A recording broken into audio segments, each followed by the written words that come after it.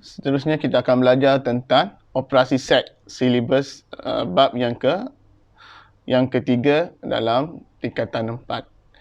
Dalam operasi set, kita belajar yang pertamanya tentang kesatuan.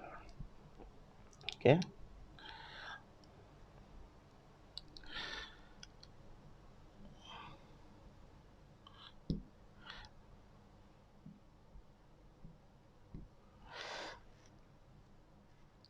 Kesatuan ditulis dengan U, B. A, kesatuan B. Ini memberi makna keseluruhan dalam A dan B. Ini makna kesatuan. Makna keseluruhan di dalam A dan keseluruhan di dalam B dipanggil sebagai A union B. A kesatuan B. Dalam kesatuan A dan B. Okay. Daripada konsep ini, boleh dibina beberapa bentuk soalan yang sebagai contohnya, satu adalah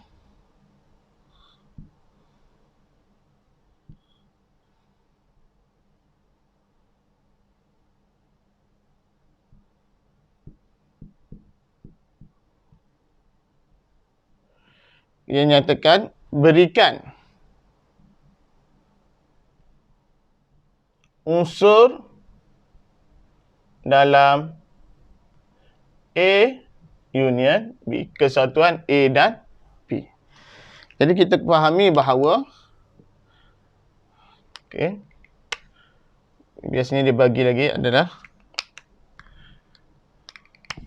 diberi set semesta ialah A union B.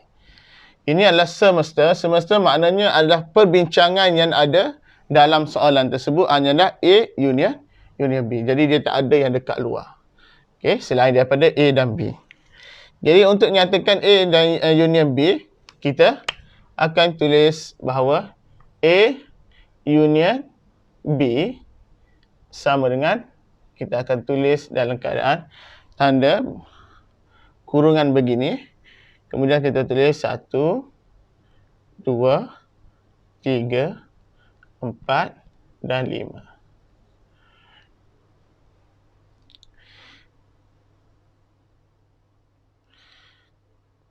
Jadi kita memahami bahawa kesatuan itu adalah semua yang ada dalam A dan B. Okey.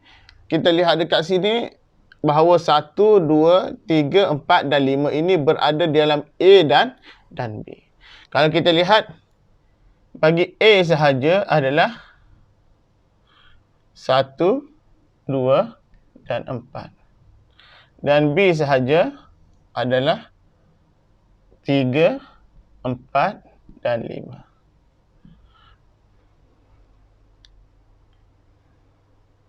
Stop.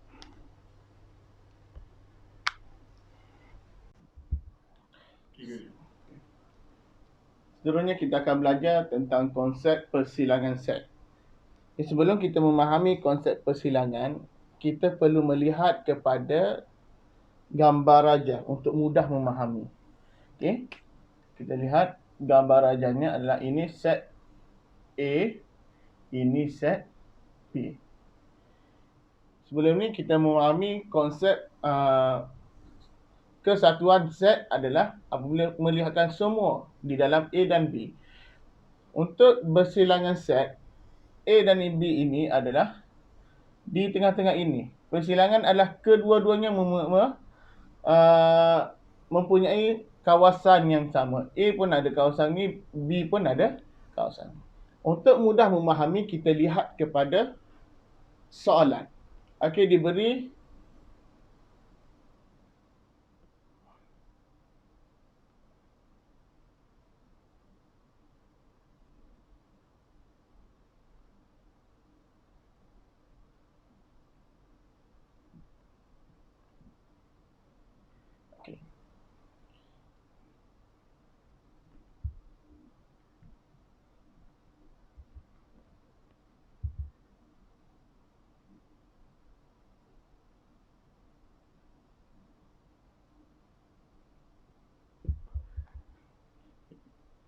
melihat kepada soalan ini, dia kata senaraikan unsur set A bersilang dengan B. Jadi kita lihat dulu bahagian di sini, tempat persilangannya berlaku di kawasan ini. Maka kita pun tulis A bersilang dengan B sama dengan C. Itu saja. Jadi kita lihat di sini, untuk persilangan hanya berlaku di kawasan yang bersilang sahaja. Jadi kalau kita lihat kepada soalan ini, hanya C sahaja berada di tempat persilangan. Maka kita tulis A bersilang dengan B sama dengan kurungan C.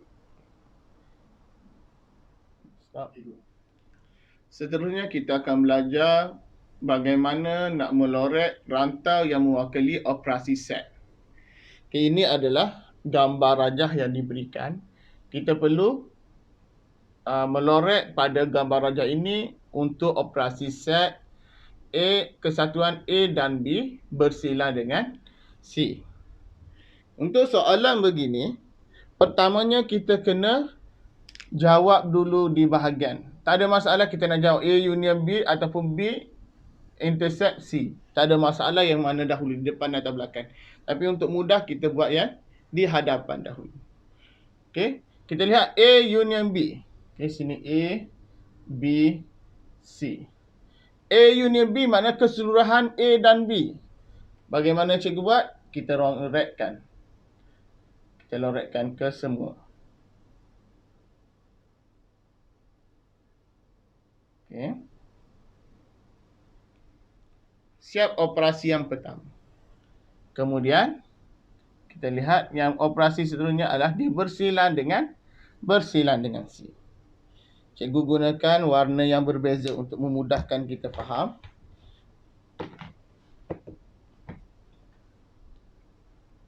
Okey. C, tempat bersilang dengan C. Ini adalah A union B bersilang dengan C. Maka tempat bersilangnya adalah dekat sini sahaja. Jadi tanpa kita lihat di sini mana tempat persilangannya adalah berlaku di kawasan ini. Okey, kita boleh padak. Kita boleh kelapkan untuk menunjukkan ini adalah jawapan yang kita bagi. Okay. Untuk soalan yang bentuk begini, kita perlu pilih satu persatu operasi yang perlu selesaikan. Okay. Okay.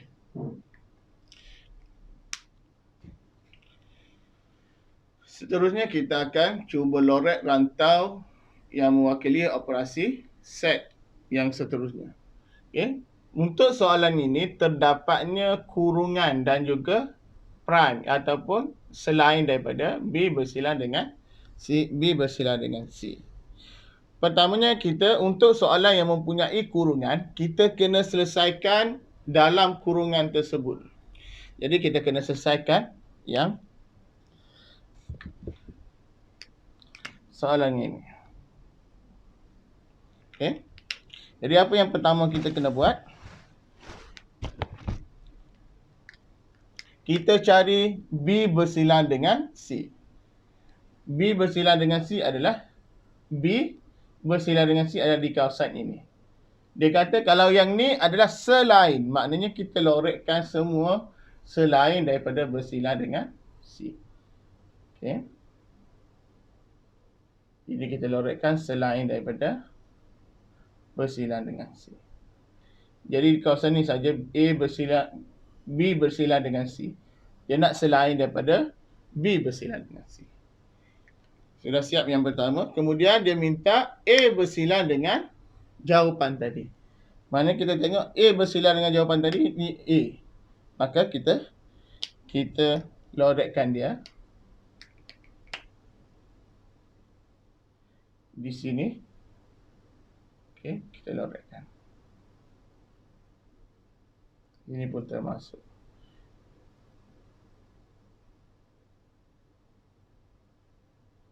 Jadi kawasan yang kosong hanyalah berada di tengah-tengah ini dan di sini. Ini boleh dipadamlah. Sebab ini adalah bukan termasuk daripada jawapan.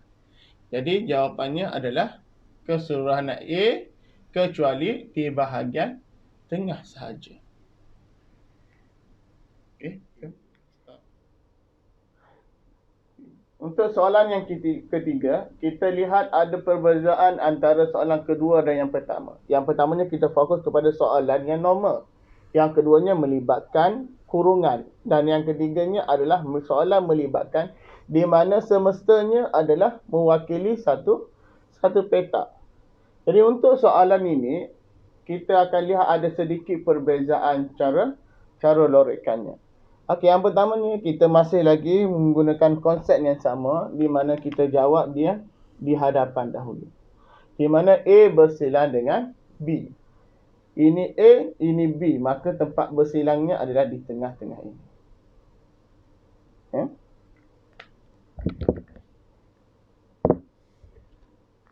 Tempat bersilangannya di tengah-tengah.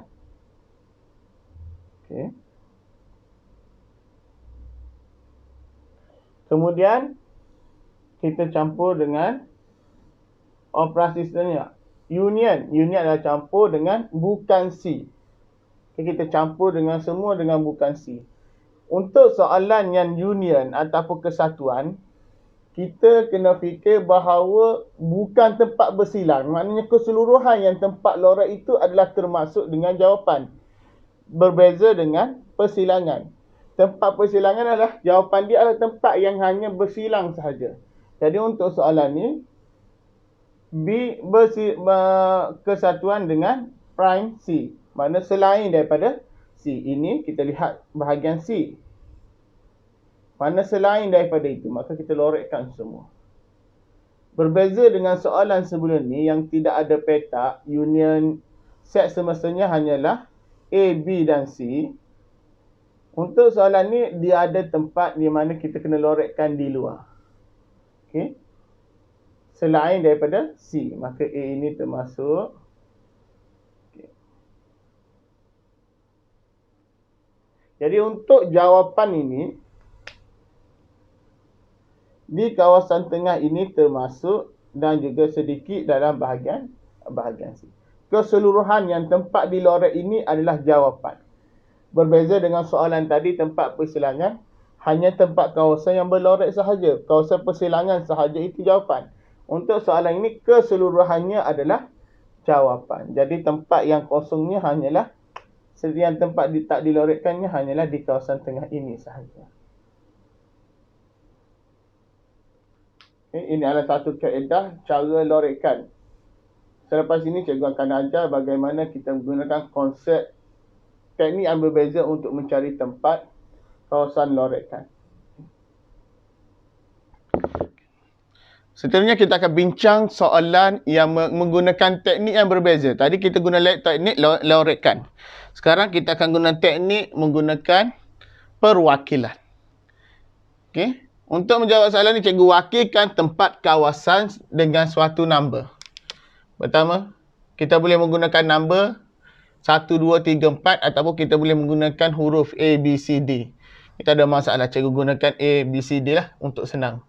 Okey. Kawasan yang pertama ini, cikgu letakkan sebagai A. Kawasan yang kedua ni, B. Di mana A bersilang dengan C. Ini cikgu letakkan sebagai D.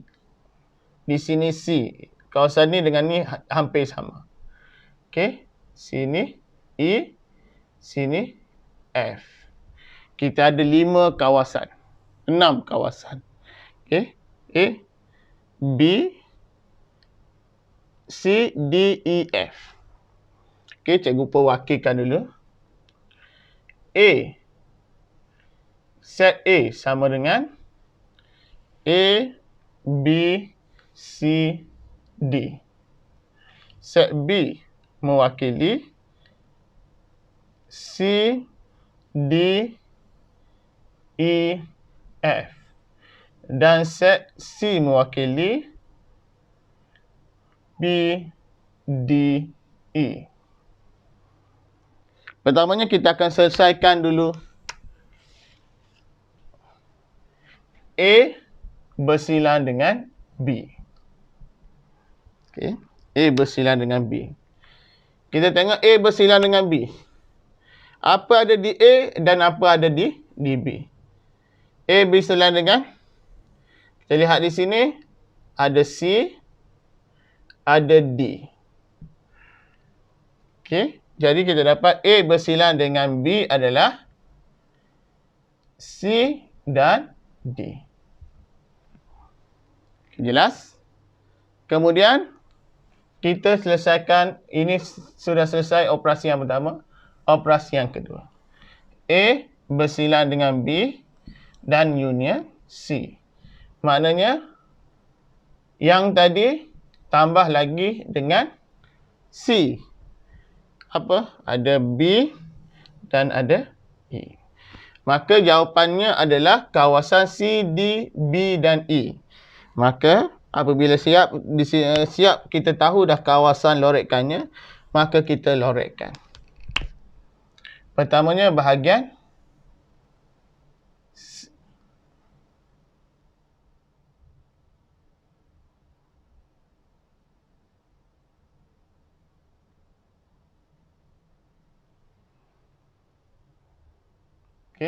pertamanya bahagian C dan D. Bahagian ni. Kemudian B dan E.